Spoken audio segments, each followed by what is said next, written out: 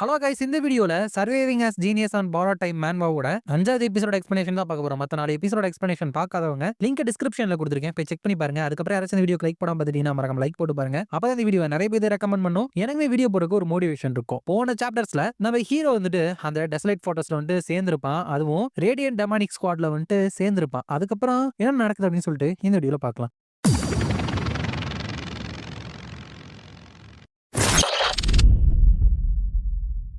சாப்டரோட ஸ்டார்டிங்ல அந்த radiant demonic squad captain margin இருந்துட்டு நம்ம வாங் சாங்குக்கு வந்து பயங்கரமா ட்ரைனிங் கொடுத்துட்டு இருக்காரு. அப்ப அவரு பரவாயில்ல, எவ்வளவு அடி வாங்கியும் கிரவுண்ட்ல வந்துட்டு உருண்டு பிறண்டாம இன்னும் நின்றுட்டு இருக்க அப்படிங்கறத பார்க்கவே சந்தோஷமா தான் இருக்குது. இப்ப திரும்ப போயிட்டு நீ என்ன கத்துக்கிட்டியோ அதை வந்துட்டு சாலிடிஃபை பண்ணு அப்படிங்கிறப்ப அவனும் எஸ் சார் அப்படிங்கிறப்ப அந்த இடத்துல ஹீரோ வந்துட்டு ஏதோ ஒரு விஷயத்தை வந்துட்டு லேர்ன் பண்ணிட்டு இருக்கான். மார்ஜின் இருந்துட்டு உனக்குமே இந்த இடத்துல வேலை அவ்வளவுதான், நீ வந்துட்டு க்ரூக்ஸ் ஆஃப் த ஸ்டெப்ஸை வந்துட்டு அண்டர்ஸ்டாண்ட் பண்ணிக்கிட்டியா அப்படின்னு கேட்கிறப்ப ஹீரோ வந்துட்டு நம்ம வந்துட்டு சீம்லெஸ் ஒரே நேரத்துல திங்க் பண்ணி ஆக்ட் பண்ணணும் அதுதானே அப்படின்னு கேக்குறப்ப மார்ஜின் இருந்துட்டு தட்ஸ் ரைட், நீ வந்துட்டு எந்த ஒரு சிச்சுவேஷன்ல இருந்தாலும் சரி நீ மூவ் பண்றதுக்கு அப்படின்னு சொல்லிட்டு ஒரு வழி வந்துட்டு எப்பவுமே இருக்கும். பட் இந்த ரேடியன்ட் டீமன் ஆர்ட்ஸ்ல க்ரூக் ஸ்டெப் அப்படிங்கிறது உன்னோட அட்டாக்கோட வழியை வந்துட்டு எந்த ஒரு விதத்திலையும் டிஸ்டர்ப் பண்ணாம சீம்லெஸ்ஸா மூவ் பண்றது. அது மூலியமா உன்னோட அட்டாக் வந்துட்டு எந்த பாதையில போகுது அப்படிங்கிற ஒரு டீப்பர் மீனிங்கை வந்துட்டு உன்னால அண்டர்ஸ்டாண்ட் பண்ணிக்க முடியும். அப்படிங்கிறப்ப ஹீரோ வந்துட்டு பாத் ஆஃப் அட்டாக்ஸோட டீப்பர் மீனிங்கா அப்படின்னு கேட்க உங்களுக்கு நான் சொல்றதுக்கு பதிலா காமிச்சு அப்படின்னா ஃபாஸ்டா பெட்டரா வந்துட்டு புரியும் நினைக்கிறேன். இதை வந்துட்டு நீங்க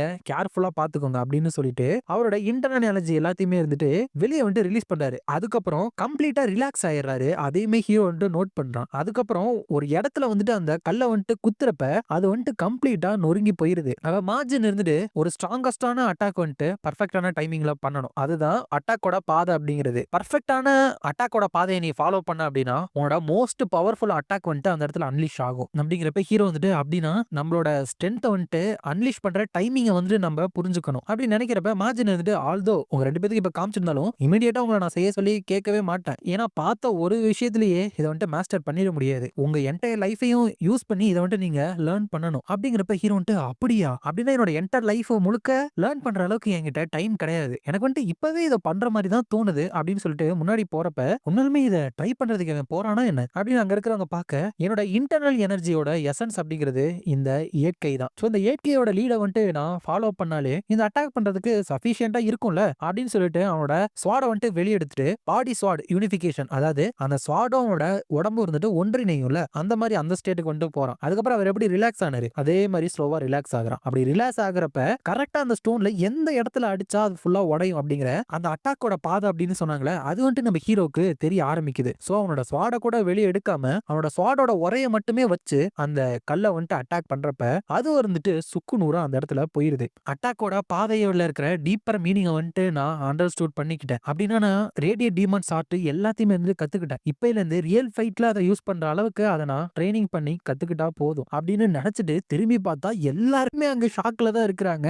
ஓ, என்னோட அன்சைட்லியான சைடை வந்துட்டு உங்களுக்கு நான் காமிச்சிடல, ஃபர்ஸ்ட் டைம் இதை வந்துட்டு நான் ட்ரை பண்றதுனால அப்படிதான் இருந்துச்சு. ரியல் லைஃப்ல இதை வந்துட்டு நான் யூஸ் பண்றதுக்கு முன்னாடி நான் நிறைய ட்ரைனிங் வந்துட்டு எடுத்தாகணும். ரேடியன்ட் டீமன் ஆர்ட்டை லைஃபா டெத்தா அப்படிங்கிற ஒரு சுச்சுவேஷன் வந்துட்டு வரப்ப நான் யூஸ் பண்ணணும் அப்படின்னா இந்த மாதிரி நார்மல் பிராக்டிஸ் எல்லாம் பத்தவே பத்தாது. உங்க எல்லாரோட டீச்சிங்ஸ்க்குமே ரொம்ப நன்றி அப்படிங்கிறப்ப மேஜின் வந்துட்டு பாக்குறப்போ உனக்கு டீச் பண்ற மெத்தட் இருந்துட்டு இதுக்கப்புறம் நான் மாத்தணும்னு நினைக்கிறேன் அப்படின்னு சொல்றாப்ல. அதுக்கப்புறம் அடுத்த நாள் வாங் சாங் இருந்துட்டு நம்மளோட சீனியர்ஸ் இருந்துட்டு ஹெவன்லி ஸ்வாட் கூட ஒரு பெரிய சண்டை போட்டாங்க, உனக்கு தெரியுமா அப்படின்னு கேட்கிறப்ப ஹீரோ இருந்துட்டு பட் இந்த டெசலட் ஃபோர்ட்ரஸ்ல ரூல்ஸ் எல்லாம் ரொம்ப ஸ்ட்ரிக்டா இருக்கும்ல, ட்ரைனிங் கிரவுண்டுக்கு வெளியே 2 குரூப்ஸ் இருந்துட்டு மார்ஷியல் ஆர்ட்ஸ்க்கு இடையில சண்டை வரவே கூடாதுல, அது வந்துட்டு ஃபார்பிடன் தானே, அப்புறம் எதுக்கு அவங்க சண்டை போட்டாங்க அப்படிங்கிறப்ப வாங் சாங் இருந்துட்டு வெல் ஹெவன்லி ஸ்குவாடோட ஒரு மெம்பர் இருந்துட்டு ரெஸ்டாரண்ட்ல ஃபைட்டை வந்துட்டு பிக் பண்ணியிருக்கான். அவங்க என்ன தெரியுமா சொன்னாங்க, உன்னோட டேலண்ட் இருக்குல்ல அது வந்துட்டு ரேடியன்ட் டீமன் ஸ்குவாட்ல இருந்தா வளரவே வளராது அப்படின்னு சொன்னாங்களாம். அப்படிங்கிறப்ப ஹீரோ வந்துட்டு என்ன காரணம் வச்சு அந்த மாதிரி ஒரு விஷயத்துக்காக அவங்க சண்டை போட்டாங்க அப்படிங்கிறப்ப வாங் சாங் இருந்துட்டு முறிவு எப்படி இருக்கும் அப்படின்னு சொல்லிட்டு நீ இன்னும் புரிஞ்சுக்கல போல, இதான் அதோட உண்மையான முகம். உனக்கு வந்துட்டு ஒரு விஷயம் பெருசா இல்லாத மாதிரி இருக்கலாம், பட் அதுவே ஒருத்தவங்களை ப்ரொவோக் பண்ணி அவங்களோட ஸ்வாட உன் பக்கம் திருப்பிடும். அது மட்டும் இல்லாம ஸ்ட்ரீட்ல இருக்கிற எல்லாருமே பார்த்துட்டு இருக்கிறப்ப இந்த சுச்சுவேஷன்ல வின் பண்ணி ஆகணும் அப்படிங்கறதா உன்னோட மைண்ட்ல வந்துட்டு ஓடிட்டே இருக்கும். பட் இது வந்துட்டு பெட்டர் தானே, ஏன்னா டெசலைட் ஃபோர்ட்ரஸ்ல இருக்கிற சீனியர்ஸ் எல்லாமே உன்ன மாதிரி ஒரு நியூபியை வந்துட்டு சொன்னதுக்காக கோவப்படுறாங்க. இதே அந்த இடத்துல என்ன பத்தி சொல்லியிருந்தாங்கன்னா அப்படி கோவப்பட்டு இருப்பாங்க அப்படின்னு தெரியலையே அப்படிங்கிறப்ப ஹீரோ வந்துட்டு ஆனா அவங்க ரேடியன்ட் டீமன் ஸ்குவாட் இன்சல்ட் பண்ணதுனால தானே அவங்க கோவப்பட்டு சண்டைக்கு போனாங்க. பட் இது வந்துட்டு எனக்கு ஒரு வாய்ப்பா இருக்கும், நான் வந்துட்டு இந்த உலகத்துல இருக்கிற எல்லா நோபல் ரேஸும் வர்ஷிப் பண்ற அந்த ஃப்ரூட் வந்துட்டு என்னோட கைக்கு கிடைக்கணும் அப்படின்னு நினைச்சேன் அப்படின்னா கண்டிப்பா அந்த ப்ராசஸ்ல மத்தவங்களோட ஹெல்ப் எனக்கு தேவை. சோ மத்தவங்களோட உயிருக்கு வந்துட்டு நான் கடமைப்பட்டிருந்தேன் அப்படின்னா தான் அவங்களோட ட்ரஸ்ட் எனக்கு கிடைக்கும். சோ என்னோட ஸ்குவாட் மெம்பர்ஸ் கிட்ட ஒரு நல்ல இம்ப்ரஷனை ஏற்படுத்துறது ஒரு பேடான ஐடியா கிடையாது அப்படின்னு நினைச்சிட்டு எழுந்திருச்சுட்டு கொஞ்சம் யோசிச்சு பார்த்ததுக்கு அப்புறம் நீ சொன்னது கரெக்ட் அப்படின்னு தான் எனக்கு தோணுது. சீனியர்ஸ் எல்லாமே எனக்காக ஃபைட் பண்ணிருக்காங்க. என்னால இதை அப்படியே விட்டுற முடியாது இல்லையா? நான் போயிட்டு ஒரு விசிட்ட பண்ணிட்டு வரேன் அப்படிங்கிறப்ப வாங்சாங் இருந்துட்டு yeah that's it, martial arts கோட ஃபாலோ பண்ற ஒரு தைரியமான பர்சன் அப்படின்னு சொல்லிட்டு எனக்கு நல்லா தெரியும் அப்படின்னு சொல்லி கத்துறப்ப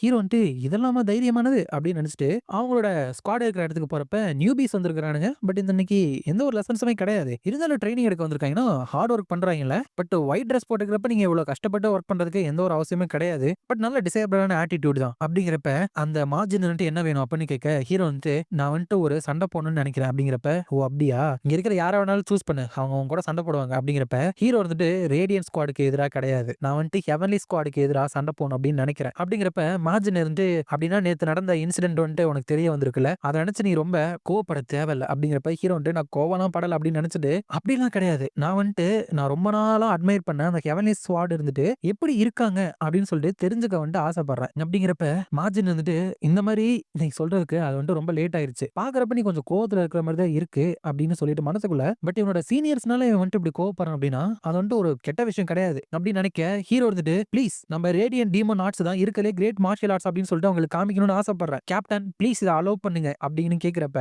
மனசுக்குள்ள நான் ரேடியன் டீமன் ஆர்ட்ஸ் யூஸ் பண்ணா எனக்கு நல்ல எக்ஸ்பீரியன்ஸ் கிடைக்கும், அட்வான்ஸ் மார்ஷியல் ஆர்ட்ஸ் அப்சர்வ் பண்ணலாம், அது மட்டும் இல்லாம சீனியர் கிட்ட எனக்கு நல்ல இம்ப்ரெஷனும் கிடைக்கும், சோ ஒரே கல்ல மூணு மாங்கா மாதிரி தான் இந்த சிச்சுவேஷன் அப்படின்னு நினைக்கிறப்ப மார்ஜின் ஹெவன்லி ஸ்குவாட் கத்துக்கிட்ட அதே மார்ஷியல் ஆர்ட்ஸ் கூட நீ கத்துக்கல, அது மட்டும் இல்லாம இதுக்கு முன்னாடி உண்மையான பேட்டில் நீ சண்டை போட்டது கிடையாது, வைல் அது ஒரு ஸ்பேரா இருந்தாலும் கூட அவங்க ஈஸியா நடந்துப்பாங்க அப்படின்னு சொல்லி எந்த ஒரு கேரண்டி கிடையாது அப்படிங்கிறப்ப ஹீரோ எக்ஸாக்டா அதுக்கு தான் நானும் காத்துக்கிட்டு இருக்கேன் அப்படின்னு சொல்றப்ப அங்க இருக்கிற எல்லாருமே செம்மையா நம்ம ஹீரோ சேர் பண்ண ஆரம்பிச்சிடறானுங்க, நீ தாயா அடுத்த ரேடியன் ஸ்குவாட் கேப்டன் இன்னும் கொஞ்சம் வருஷத்துல அப்படிங்கிற அளவுக்கு எல்லாம் சேர் பண்ணிட்டு இருக்காங்க. அப்ப கேப்டன் மார்ஜின் ஆல்ரைட் நான் இந்த மெசேஜை ஹெவன்லி ஸ்குவாடுக்கு பாஸ் பண்றேன் அப்படின்னு சொல்றாரு. அதோட இந்த சாப்டர் முடியுது.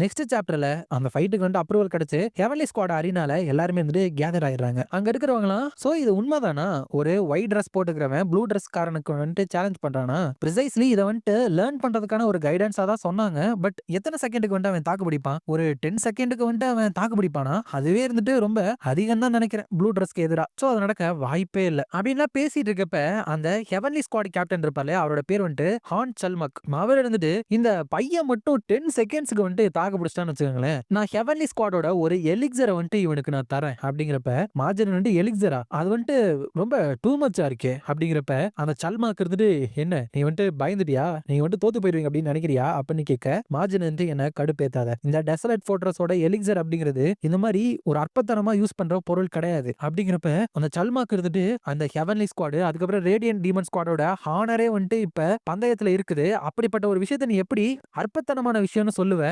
அப்படின்லாம் சொல்றப்ப அவர் சரி இதை நான் அக்செப்ட் பண்ணிக்கிறேன் அப்படிங்கிறப்ப அந்த சல்மாக்கு நம்ம ஒரு குரூப்போட லீடர், சோ நம்மளோட ஓன் பீப்புளை நம்ம ட்ரஸ்ட் பண்ணி தானே ஆகணும் அப்படிங்கிறப்ப நம்ம மார்ஜின் லைட்டா ஒரு ஸ்மைல் போறாரு, ஏன்னா நம்ம ஹீரோ பத்தி அவருக்கு நல்லாவே தெரியும். அப்ப அங்க இருக்கிற அந்த ப்ளூ ட்ரெஸ் போட்டவன் ரேடியன் டீமன் ஸ்குவாட சேர்ந்த ஒயிட் ட்ரெஸ், உன்னோட பேர் ஜங் இயான்ஷின் தானே அப்படிங்கிறப்ப ஹீரோ ஆமா அப்படின்னு சொல்லிட்டு ஒரு blue robe warrior first people white dress போட்டு ஸ்டார்ட் பண்ணுவாங்க, அதுக்கப்புறம் தான் ப்ளூ ட்ரெஸ்க்கு அட்வான்ஸ் ஆவானுங்க. வெல் எல்லா ஒயிட்ல இருக்கிறவங்களும் ப்ளூ ரோபுக்கு மாறிட மாட்டாங்க, சில பேர் 10 வருஷம் கூட எடுத்துக்குவாங்க மாறுறதுக்கு. இந்த ப்ளூ ட்ரெஸ் போட்டுக்கிறவங்க வேற ஒரு மேஜரான மார்ஷியல் செக்ஸ்ல இருக்கிற உச்சத்துல இருக்கிற மார்ஷியல் மாஸ்டர் கூட கூட தோத்து போக மாட்டாங்க, அந்த அளவு பவர்ஃபுல்லா இருப்பாங்க அப்படின்னு நினைக்கிறப்ப அந்த ப்ளூ ட்ரெஸ் போட்டுக்கிற நான் இந்த ஹெவன்லி ஸ்வாட் ஆர்ட்ஸை 20 வருஷமா ட்ரெயின் பண்ணியிருக்கேன், ஸ்வாட்ஸ்க்கு வேணா கண்கள் இல்ல ஸ்வாட் மாஸ்டருக்கு கண்கள் இருக்கு அப்படின்னு சொல்லுவாங்க, இருந்தாலும் கூட நான் இந்த டுவல்ல உனக்கு எந்த ஒரு கருணையும் காட்டவே மாட்டேன், அதை நீ நல்லா ஞாபகம் வச்சுக்கணும் அப்படிங்கிறப்ப ஹீரோவும் ஆல்ரைட் அப்படின்னு சொல்றப்ப அவன் அவனோட ஸ்வாடை வெளியெடுத்து இன்டர்னல் எனர்ஜி ரிலீஸ் பண்றான். ஹீரோ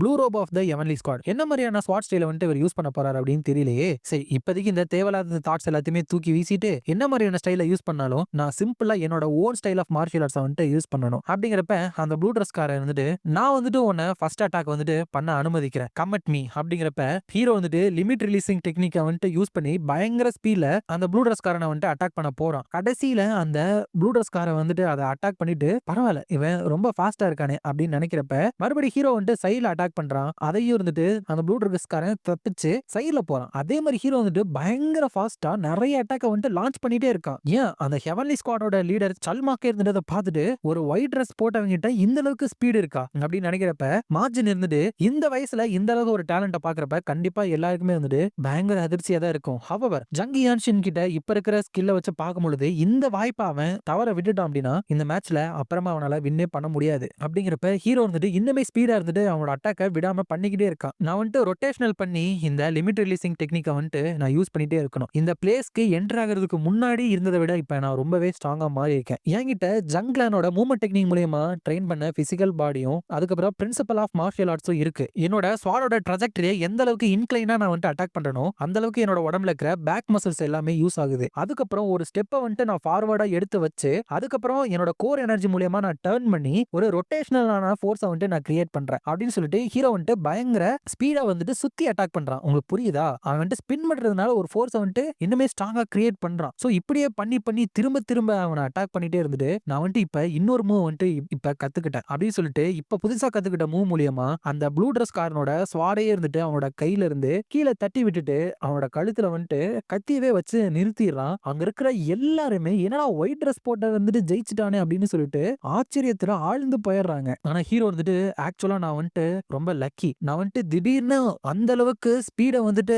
காமிச்சதுனால இவர் வந்துட்டு சர்ப்ரைஸ் ஆனதுனால நான் ஜெயிச்சிட்டேன். மறுபடியும் நாங்க ஃபைட் பண்ணோம் அப்படின்னா கண்டிப்பா இதோட ரிசல்ட் வந்துட்டு டிஃபரெண்டா தான் இருக்கும் அப்படின்னு நினைச்சிட்டு இந்த மாதிரி ஒரு ஹை லெவலான ஸ்பார்ட்ஸ்மேன்ஷிப்பை அப்சர்வ் பண்ண கொடுத்த இந்த ஆப்பர்ச்சுனிட்டிக்காக உங்களுக்கு ரொம்ப நன்றி அப்படின்னு சொல்றப்ப அவரும் இருந்துட்டு கொஞ்சம் சிரிச்சுக்கிட்டே ஸ்வாட எடுத்துட்டு நான் வந்து உன்னோட ஸ்வாட் ட்ராஜெக்டரினாலையும் ரொட்டேஷனல் ஃபோர்ஸ்னாலையும் கொஞ்சம் சர்ப்ரைஸ் ஆயிட்டேன். உண்மையுமே உன்னோட வயசுக்கு தகுந்த மாதிரியான மார்ஷியல் பவர்ஸ் வந்துட்டு உங்ககிட்ட இல்ல, அதையும் தாண்டி இருக்குது. செம்ம டேலண்ட் இருக்கு உனக்கிட்ட. ரொம்ப யங்கா இருக்கிறது மட்டும் இல்லாம மத்தவங்களால அடைய முடியாத மார்ஷியல் பவர்ஸ் வந்துட்டு இருக்கிற மாதிரி இருக்கு. உங்க ரேடியன்ட் டீமன் ஸ்குவாட் ஒரு ட்ரெஷரை வந்துட்டு கண்டுபிடிச்சிருக்காங்க. அதை பாக்குறப்பவே ரொம்ப பெருமையா இருக்கு அப்படின்னு நினைச்சிட்டு அங்க இருந்து போயிட்டு இருக்கிறப்ப ஹீரோ இருந்துட்டு என்னோட இந்த புது டெக்னிக்கை எனர்ஜி அக்குமுலேஷன் டிஸ்சார்ஜ் அப்படின்னு பேர் வைக்க அப்படின்னு நினைக்கிறப்ப அந்த மார்ஜின் இருந்துட்டு இந்த ஜங் யான்ஷின் இதுதான் ஹெவன்லி ஸ்குவாடோட எலிக்சர், இது இப்போ உனக்கு சொந்தமானது அப்படின்னு கொடுக்குறாரு. இதோட இந்த சாப்டர் இருந்துட்டு முடியுது. இந்த வீடியோ பிடிச்சிருந்தா மறக்காம லைக், ஷேர் அண்ட் சப்ஸ்கிரைப் பண்ணிருங்க. உங்களை நான் அடுத்த வீடியோல பாக்குறேன்.